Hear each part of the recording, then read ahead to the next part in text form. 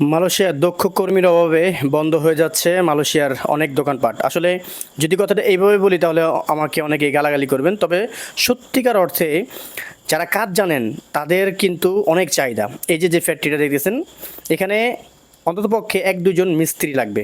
আপনারা জানেন যেটা হচ্ছে একটা প্লাইবোর্ডের দোকান, বাংলাদেশে ফার্নিচারের দোকান বলা হয় অথবা আমরা কার্পেন্টারের দোকান বলি, তবে এটা হচ্ছে এখানে প্লাইবোর্ডের দোকান বলে।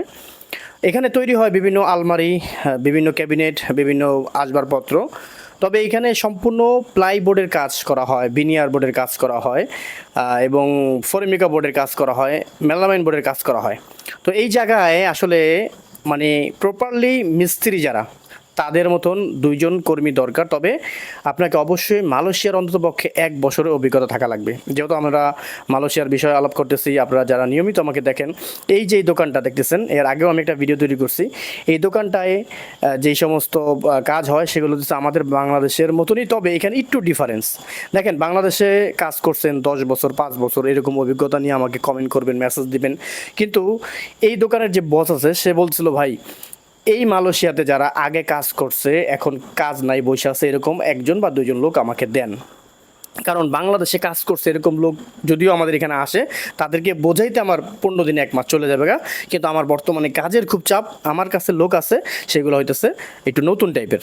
তো এই কারণে হচ্ছে তাদের যে এখন প্রোডাকশন, আপনারা হয়তো এখানে দেখেছেন কিছু নাইগা, কিন্তু মাল ঠাল সব কিন্তু তারা পাশাঙ্গে নিয়ে গেছে, এখান থেকে মাল ঠাল কাইটটা সব কিছু রেডি করে তারা কিন্তু ফিটিং করে বাসা বাড়িতে যায়। তো যাই হোক, সব মিলে আজকে আমরা এই জায়গায় আসছিলাম, আসার পরে কথাবার্তি হইলো।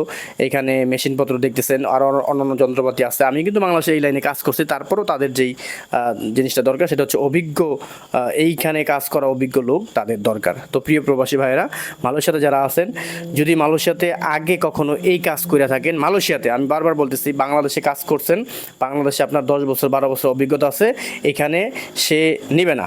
এর কারণটা হইতেছে কিছুর জন্য, ভাই বাংলাদেশের কাজ আর আমাদের কাজ মানে এখানকার কাজ একটু ডিফারেন্স আছে ভাই। আমি আসলে বলবো যে ৯০% আপনি পারবেন, বাকি 10% পারবেন না। কিন্তু এই 10%-এর জন্য তিনি চাইতেছিল না যে বাংলাদেশে যে কাজ করছে এরকম লোক আসুক।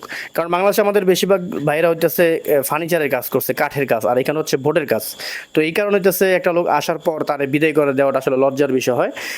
তাই এই ভাইটা চাইতেছিল যারা এইখানে মালয়েশিয়ায় কাজ করছে এখন কাজ নাই, এরকম যদি কেউ থাকে তাহলে যোগাযোগ করতে। বেতন ইনশাল্লাহ শর্ত সাপেক্ষে হবে, বেতনের জন্য কোনো সমস্যা হবে না। তবে আপনাকে অবশ্যই মালয়েশিয়ার কাজের অভিজ্ঞতা থাকা লাগবে। মালয়েশিয়া আপনি কাজ করছেন এরকম একটা অভিজ্ঞ লোক আমাদের দরকার। যারা এরকম আছেন, বসে আছেন, অবশ্যই আমাকে কমেন্ট করবেন, অবশ্যই আমাকে মেসেজ দিবেন। আমি চেষ্টা করব আপনার মেসেজের উত্তর দেওয়ার জন্য। ইনশাআল্লাহ আপনার জন্য শুভকামনা রইল। নতুন ভাইদেরকে বলি, আপনারা হতাশ হবেন না, ইনশাআল্লাহ আপনাদেরও কাজের ব্যবস্থা হবে। মালয়েশিয়াতে আস্তে আস্তেই কিন্তু সব কিছু ঠিক হয়ে যেতেছে। আল্লাহ তাআলা আমাকে এই দুনিয়াতে পাঠাইছে, রিজিকের ব্যবস্থা আছে। আপনি এখন মালয়েশিয়া আছেন, আপনি বিদেশ আছেন, আপনার রিজিকের ব্যবস্থা হবে। ভালো থাকবেন। আসসালামু আলাইকুম।